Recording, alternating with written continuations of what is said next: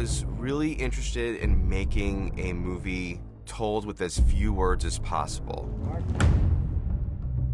Just a very cinematic visual experience, elemental, something very man versus nature.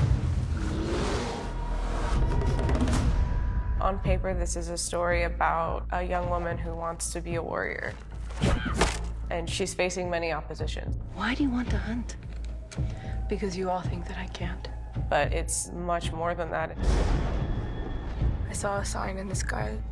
When I first saw the very first film, I would have never thought that as a Native American Comanche, my culture could ever collide with such a franchise in a film. Cut.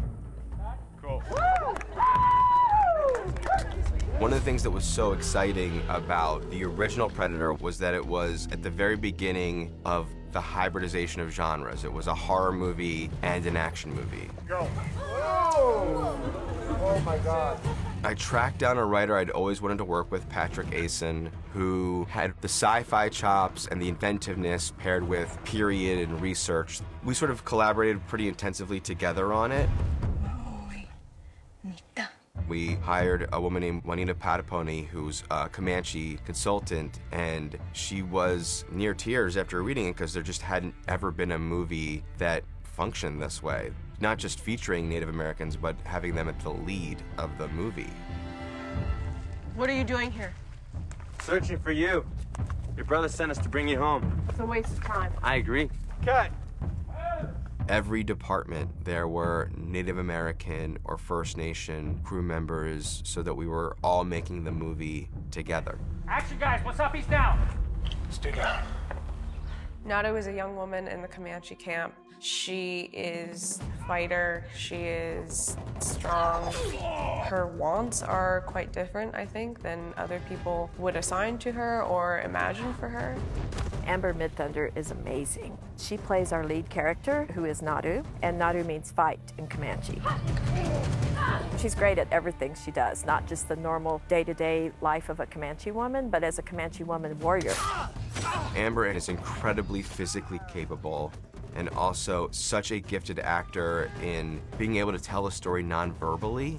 She can express so much with her eyes. I think she really was able to embody this character in this historical setting that feels immediately relatable to us. All right. That's great. Well done. Great job. Tabe is Nadu's younger brother, and they spent their whole lives together in this camp, so they're quite close. Tabe in Comanche means sun, as in the actual sun in the sky, and it also means son, like a mother's son. You know, there's a lot of expectation on him because he's this tall, young, athletic warrior getting good at what he does. At first, we were very worried about the sibling rivalry dynamic and wanted to make sure that we would love Tabe. And no matter how intense we asked him to get with his sister, it always comes across as there being a care there. There's something else out there. And if there is, I'll get it. I can hunt. You can't. Do I need your permission, War Chief? That is all credit to Dakota's performance. What's really amazing about this film is that we have a lot of First Nations people playing First Nations characters. And that's really important because that's very important to authenticity. He got that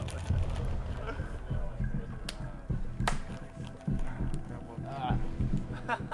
The tribe is truly a tribe. You see how everybody works together. We spent a month in training camp, all just spending time together, working together to have that kind of environment and that unified mind. It's what's for breakfast. Very early on, we hired a gentleman named Kevin Starblanket, who is First Nations himself and served in the military and law enforcement. And we enlisted him to train our Comanche warriors.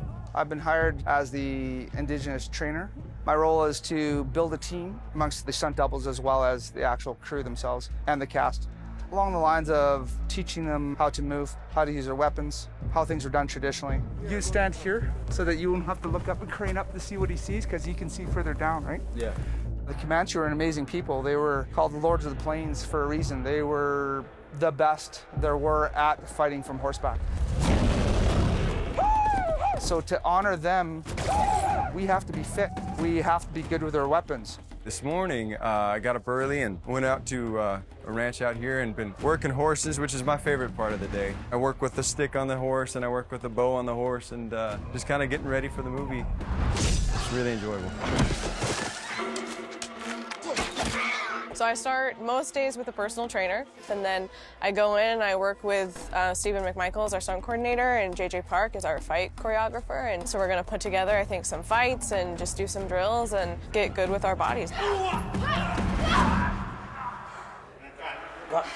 Get up. What? Get up.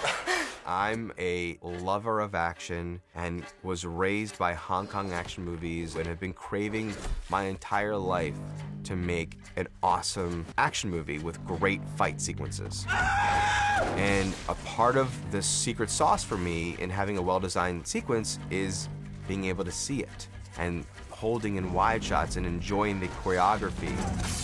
Like it's gonna be a real strong, so it's not so upright, yeah. Yeah. On the one hand, I wanted to make sure that the action was well articulated, but I also wanted it to feel especially brutal. Jeff Cutter is a cinematographer I work with a bunch who is very much a huge part of my creative process. If we make this film look like a period drama, but yet its core is still like an exciting action film, that was what really kind of got me going. And the idea of setting the Predator in these beautiful environments, forests and streams and overlooking vistas, and then contrasting that idea of the Predator, this sort of lethal killer in these beautiful environments, that was a very exciting visual thing that got me very interested.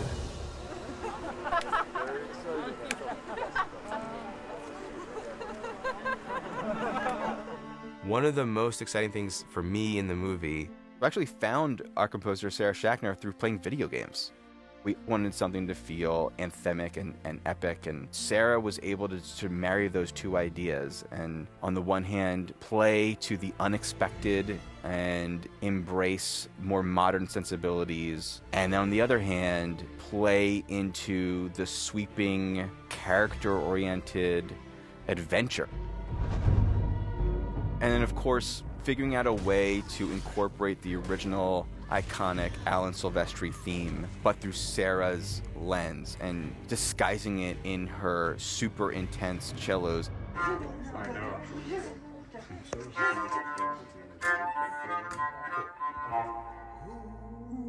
Robert Mirabal, who's a renowned Pueblo musician, found a way to craft a sequence with this music and no words, and so it all just felt way more emotional than it was before.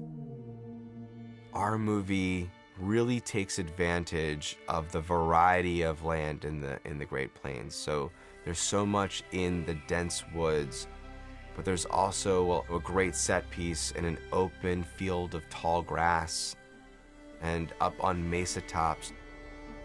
And one of the first things that happened before production is with the help of the First Nations community in Calgary on Stoney Nakoda land, and we had a tribal blessing.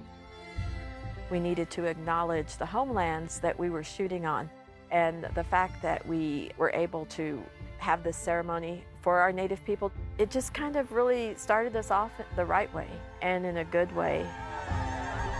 Prey is set 300 years before the first movie, and it is this creature's first time on Earth. It goes back to the initial Stan Winston design. There's something about the initial design of that guy that I think is just cool.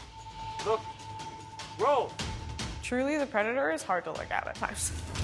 The first time that the Predator actually showed up in costume on set, he took everybody by surprise, which the Predator often does, but everybody just applauded because it was just an amazing thing to see him walking out in the middle of the woods. We have to go find whatever left those tracks.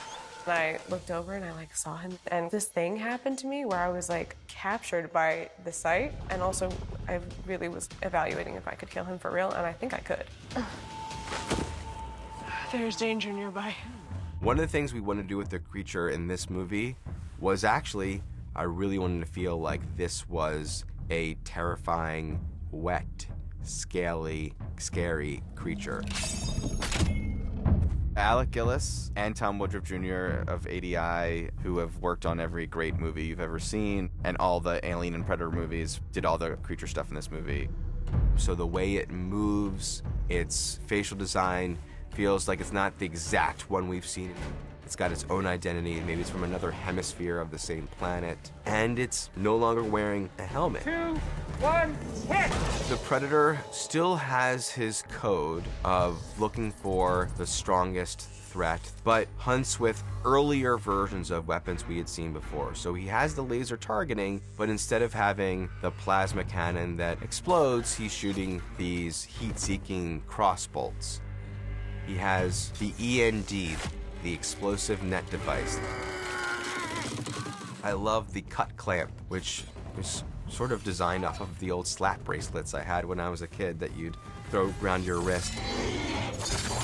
The shield was the most exciting thing for me. I love the idea, the way the shield unfolds as a defense mechanism, and then he cleverly uses it in ways for offense as well. That's terribly exciting. That was awesome. And I love the idea that this movie could be aspirational as well as intense and suspenseful and terrifying.